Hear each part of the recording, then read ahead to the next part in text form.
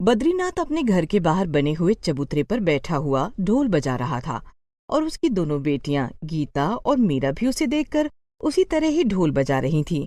दोनों बहनों का ढोल बजाना देखकर एक पड़ोसी वहां से गुजरते वक्त बद्रीनाथ से कहते हैं, ओ बद्री, तभी कहते हैं कि घर में औरत का होना कितना जरूरी है। अगर वो होती तो अपनी दोनों बेटियों को चूल्हा चौका सिखाती, सिलाई कढ़ाई सिखाती, संस्कार सिखाती, और एक तू है यहाँ पर अपनी बेटियों को ढोल बजाना सिखा रहा है।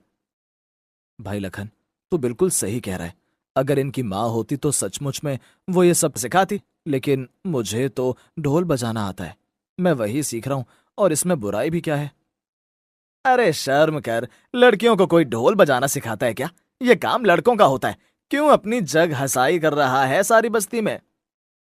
कहकर वो वहां से चला जाता है। तब गीता अपने बाबा से पूछती है, बाबा, क्या सचमुच में ढोल बजाना इतना बुरा काम है जो लड़कियां नहीं कर सकती? नहीं रे गीता बिटिया, काम पर क्या नाम लिखा होता है कि इसे लड़के ने करना है, इसे लड़की ने करना है? काम तो काम होता है, और ये सब हम जैसे इंसानों ने ही बनाकर रखा हुआ है। तुम पड़ोसियों की चिंता बिल्कुल भी मत करो। तुम्हें अच्छा लगता है ढोल बजाना, तो तुम इसे जरूर सीखो। ये एक कला है। हाँ बाबा, कला ही तो है। हर कोई ढोल थोड़ी बजा सकता है, और मेरे बाबा जैसा ढोल तो कोई भी नहीं बजा सकता। फिर वो अपनी दोनों बेटियों को ढोल बजाना सिखाने लगता है। गीता और मीरा दोनों ही ढोल बजाने में निपुण हो चुकी थीं। कई बार तो ऐसा होता जब बद्रीनाथ उन दोनों को ढोल बजाना सिखा रहा होता, वहां पर लोगों की भीड़ लग जाती है उन्हें देखने के लिए। इसी तरह समय गुजर रहा होता है। गीता और मीरा भी बड़ी हो चुकी थीं कि एक दिन बद्रीनाथ बैठे बैठे हाँफने लगा। उसने अपने दोनों हाथ सीने पर रखे और थोड़ी ही देर में उसके प्राण निकल गए। गीता और मीरा को समझ में ही नहीं आया। वो आस पड़ोस से लोगों को बुला कर लाईं और सबने बताया कि बद्रीनाथ अब इस दुनिया में नहीं है।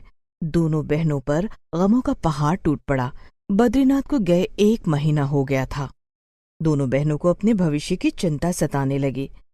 तभी वो वहां जाती हैं जहां पर बद्रीनाथ ढोल बजाने का काम करता था।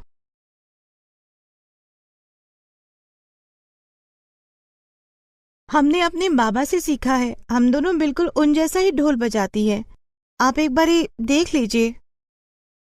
देखो, सुबह सुबह का टाइम है, तुम दोनों यहाँ से चली जाओ। लड़कियां ढोल बजाती हुई अच्छी नहीं लगती, और मेरे यहाँ तो सारे बैंड बाजे वाले आदमी हैं, और तुम उनके बीच में नहीं नहीं नहीं बच्चों, तुम लोग यहाँ से जाओ। दोनों बहनें उदास सी वहां से चली जाती हैं। गांव में वो कई लोगों से इस बारे में बात करती हैं, जो बद्रीनाथ के बहुत अच्छे दोस्त हैं, लेकिन कोई भी उन्हें ढोल बजाने के लिए हाँ नहीं कहता। देखो बच्चों, मुझे तुम दोनों के लिए बहुत हमदर्दी है, लेकिन ये ढोल बजाना लड़कियों का काम नहीं है। कुछ शोभा वाला काम करो। हाँ, अगर तुम्हें कहीं पर किसी घर में काम चाहिए, झाड़ू पोछा वगैरह करने का, तो बोलो। बाबा कहते थे, कोई काम छोटा या बड़ा नहीं होता, लेकिन जब हमारे हाथों में हुनर है तो हम झाड़ू पोछा क्यों करें? फिर मैं तुम्हारी कोई सहायता नहीं कर सकता। ये काम अगर तुमने करना है तो खुद देखो। गीता और मीरा जहाँ भी काम की तलाश में जाती, वहां पर सीधा उनके मुंह पर जवाब दे दिया जाता। एक दिन दोनों बहनें गले में ढोल लटकाए हुए एक मंदिर के बाहर से गुजर रही थीं, जहाँ पर कोई पूजा अर्चना चल रही थी, और एक आदमी दूसरे आदमी से कह रहा था, 1000 रुपए एडवांस दिए थे तुमने उस ढोल वाले को, लेकिन वो अभी भी नहीं आया। इस तरह काम करते हो तुम? भैया जी, मैं क्या करूं? उन्होंने तो बोला था वो समय पर पहुंच जाएंगे। मुझे तो लगता है पैसे लेकर भाग गए। अब हम क्या करेंगे? उन दोनों की बातें सुनकर गीता और मीरा भागकर उनके पास जाती हैं। हमने आप दोनों की बातें सुन ली है।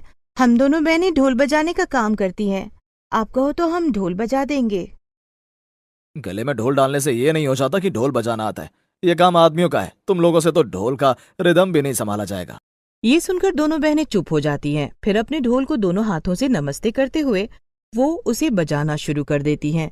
10 मिनट तक इतने अच्छे ढोल को बजता हुआ देखकर वो आदमी उन दोनों को मंदिर के अंदर ले जाता है और ढोल बजाने के लिए कहता है। दोनों बहनें इतना अच्छा ढोल बजाती हैं कि सब लोग खड़े होकर नाचना शुरू कर देते हैं, और जब वहां पर ढोल बजाने का काम खत्म हो जाता है। वाह भाई वाह, क्या गजब का ढोल बजाया है तुमने तो। इस समारोह में 4 चांद लगा दिए। अब तो मेरे यहाँ पर जो भी फंक्शन होगा मैं तुम दोनों को ही बुलवाऊंगा। क्या नाम है तुम्हारा? कहाँ रहती हो? और अपना फोन नंबर दो। मेरा नाम मीरा है और ये मेरी बहन गीता। हमारे पास फोन नहीं है, इसीलिए नंबर भी नहीं है, लेकिन हम यहाँ मंगल बाजार के पीछे जो बस्ती है वहां रहती हैं। किसी से भी पूछो तो वो लोग बता देंगे। ठीक है बेटा, ठीक है, बहुत अच्छा ढोल बजाया। ये लो अपना शगुन।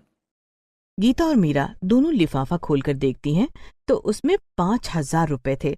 साथ ही में जिनके यहाँ समारोह था उन्होंने एक बड़ा सा मिठाई का डब्बा भी उन्हें दिया। दोनों बहनें बहुत खुश थीं। जब वो वहां से बाहर निकल कर आईं तो एक आदमी उन्हें आवाज देकर रोकता है। मेरा नाम शंभू है। मैंने तुम दोनों को ढोल बजाते हुए देखा। वाकई में तुम तो बहुत ही अच्छा ढोल बजाती हो। तुमने ढोल बजाना कहाँ से सीखा? मेरे बाबा एक पार्टी के साथ मिलकर ढोल बजाते थे। हमने उनसे ही ढोल बजाना सीखा है।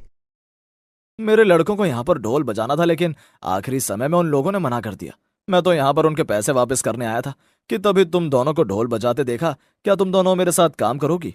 अच्छे पैसे मिलेंगे और काम भी बहुत मिलेगा। दोनों बहनें एक दूसरे की तरफ देखती हैं और खुशी से गर्दन हिलाकर हाँ कहती हैं। तो ठीक है, ये लो मेरा कार्ड पकड़ो और कल यहाँ पर चली आना। दोनों बहनें खुशी खुशी घर आ जाती हैं। आज उन्हें पैसे भी मिल गए और काम भी। खाना खाते हुए, सचमुच में भगवान के अंदर देर है अंधेर नहीं। महीने तो कई लगे लेकिन देखो आज हमें आखिरकार काम मिल गया। बाबा सही कहते थे, कला का हुनर एक ऐसा हुनर है जो कभी तुम्हें मात नहीं दे सकता। दोनों बहनें खाना खाने के बाद वो लिफाफा खोलकर फिर से उन पैसों को देखती हैं और खुश होकर उन्हें रख देती हैं। अगले दिन सुबह तैयार होकर उस आदमी के बताए हुए पते पर पहुंचती हैं। आओ गीता और मीरा, यही नाम है ना तुम्हारा? आज से तुम यहाँ पर काम करोगी और आज पहला ही काम ये है तुम्हारे पास कि यहाँ पर एक लड़के की घुड़ चढ़ाई है और तुम्हें वहां पर ढोल बजाना है। ये क्या मालिक, हम लोगों के बीच में लड़कियां ढोल बजाते हुए अच्छी लगेंगी? एक बार जब तुम इन दोनों को ढोल बजाते हुए देख लोगे तो ये सवाल तुम फिर मुझसे कभी नहीं करोगे। जाओ, देर हो रही है।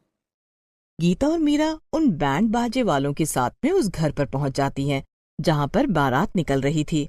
दोनों बहनें ढोल बजाना शुरू करती हैं और देखते ही देखते वहां पर एक अच्छा समा बन जाता है। लोग पागलों की तरह उन दोनों के ढोल बजाने पर नाच रहे थे। जब ढोल बजना बंद हुआ तो वहां की एक औरत ने उन दोनों को खुशी से शगुन दिया और जो पैसे सब लोगों ने दिए वो अलग। गीता और मीरा ले जाकर वो सारे पैसे शंभू को दे देती हैं। बेटा, ये लिफाफे तुम्हारे हैं। ये शगुन वहां से जो भी मिलेगा वो तुम्हारा होगा। बाकी जो बुकिंग पर मुझे पैसे मिलते हैं उसमें से भी तुम्हें कुछ हिस्सा मिलेगा। ये सुनकर दोनों बहनें बहुत खुश हो जाती हैं और फिर जब वो शाम को घर आती हैं तो थककर सो जाती हैं। अब दोनों बहनें सुबह सुबह शंभू के यहाँ पहुंच जाती हैं और आए दिन वहां पर कोई न कोई काम उन्हें मिलता क्योंकि शादियों का सीजन चल रहा था। इस तरह देखते ही देखते 1 साल बीत जाता है और अगले साल एक दुर्गा पूजा के पंडाल में जब दोनों बहनें ढोल बजाती हैं तो सभी लोग झूम झूम कर नाचने लगते हैं। फिर वो शंभू के पास आती है। मजा आ गया। आज का काम तो तुम्हारा इतना अच्छा था कि अब से दुर्गा पूजा के उस पंडाल में हमें ही काम मिलेगा। और ये लो, ये मेरी तरफ से खुशी में। शंभू उन दोनों को काफी सारे पैसे देता है। दोनों बहनें अब अपनी पूरी बस्ती में फेमस हो चुकी थीं। यहाँ तक कि कुछ लोगों ने तो अपने बच्चों को भी उनके पास ढोल बजाने सीखने के लिए भेजना शुरू कर दिया। और देखते ही देखते दोनों बहनों ने अपनी एक छोटी सी एकेडमी खोल ली जिसमें वो सब लोगों को ढोल बजाना सिखाती थीं। फिर उन्होंने अखबारों में इश्तहार देना शुरू किया और अपना ही खुद का काम शुरू किया और देखते ही देखते उन्हें बहुत काम मिलने लगे। अब तो तुम दोनों लोगों का काम इतना अच्छा चल पड़ा है, मुझे नहीं लगता कि अब तुम दोनों को कभी मेरे पास काम करना पड़ेगा। लेकिन तुम्हारे जाने का मुझे बहुत अफसोस होगा। ये आप क्या कह रहे हो शंभू दादा? हमें आपने काम दिया और आप क्या सोच रहे हो हम आपके साथ काम नहीं करेंगी? हम कितने भी बड़े हो जाएं, बस आप एक आवाज देना, हम तुरंत दोनों बहनें चली आएंगी। ये कहकर तो तुम लोगों ने मेरा मान ही बढ़ा दिया। तुम दोनों बहुत तरक्की करोगी, देख लेना। एक दिन तुम्हारा नाम बड़े बड़े अक्षरों में लिखा जाएगा। अब दोनों बहनों को बिल्कुल भी फुर्सत नहीं थी। दिन में एक समय वो सब बच्चों को ढोल बजाना सिखाती जिसमें लड़के लड़कियां दोनों शामिल थे और बाकी समय में वो अपना काम करती हैं। जब भी शंभू दादा के यहाँ से बुलावा आता दोनों बहनें तुरंत वहां पहुंच जाती और अगर कभी बिजी होने की वजह से ना जा पाती तो अपने ही किसी होनहार विद्यार्थी को वहां भेज देती। इस तरह दोनों बहनें मेहनत और लगन से काम कर रही थीं कि तभी एक दिन एक आदमी उनके पास आता है और उनकी वीडियो बनाकर उन्हें वायरल कर देता है। देखते ही देखते सब जगह पर दोनों बहनों का नाम होने लगता है। लोग उन्हें ढोल बजाते हुए देखते और सुनते तो हैरान हो जाते। फिर वो लड़कियां होकर भी इतनी भारी भारी ढोल गले में डालकर जोश के साथ ढोल बजाती थीं। और दुर्गा पूजा के समय पर तो वो ऐसा ढोल बजाना सुनकर सारा पंडाल झूमने लगता है। आज बाबा जिंदा होते तो कितना खुश होते, हमने आखिर उनका सपना पूरा कर दिया। सही कहा तुमने गीता, ये वही बस्ती वाले हैं जो पहले बाबा जब हमें ढोल सिखाते थे तो कितनी बातें बनाते थे, और आज देखो ना, उनके बच्चे भी हमारे पास ढोल सीखने आते हैं। हमने सचमुच में अपने बाबा का नाम खूब रोशन किया है।